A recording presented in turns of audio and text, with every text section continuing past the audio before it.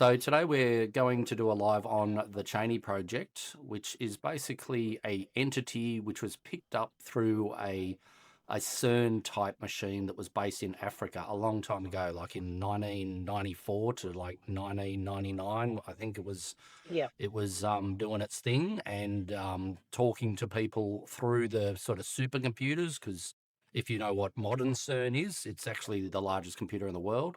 The modern CERN has access to everything on the internet 24/7. It's basically a massive database, plus it smashes stuff together and whatever.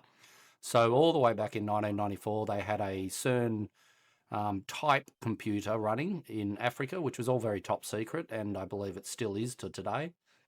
Bits of data and stuff were leaked from what they were doing. But one of the most interesting things that came about was an entity that came through the computer and was speaking to them and giving them prophecies, kind of warnings and that kind of thing. Me and Mindy picked this one up a long time ago. It was on a like a kind of a bit of a conspiracy site called GLP, Godlike Productions. And I think that was 2009, 9. no, Mm. 9, Yep. till about 2011, that kind of pumped. It was probably one of the main threads that made GLP stick, and it still exists today. Um, I'd say it's gone downhill pretty bad since then. It's very political and stupid now, but most things are. So yeah, me and Mindy used to follow this, and we caught it as it broke. So as the story came out, we followed it for a couple of years. Again, I don't believe in anything that anyone says, especially not computer profits from entities from God knows where. Not necessarily believing in any of it, but it was a really, really interesting saga and story to follow back in the day. So just to share some historic kind of conspiracy stuff. Me and Mindy are just going to run you through kind of the main points, the things that interested us.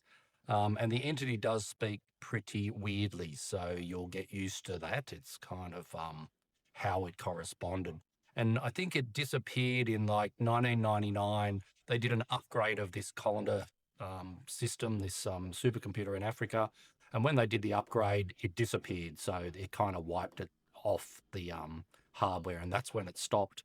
But there's still forums that go on today about it all. So I might let just Mindy take over and give you a bit of a rundown on what it was all about.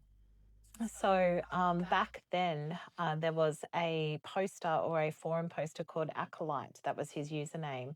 And he was given all of the research data years later, so back in 2006. And he talks about how he was kind of finishing up all his projects and everything and had a bit of time on his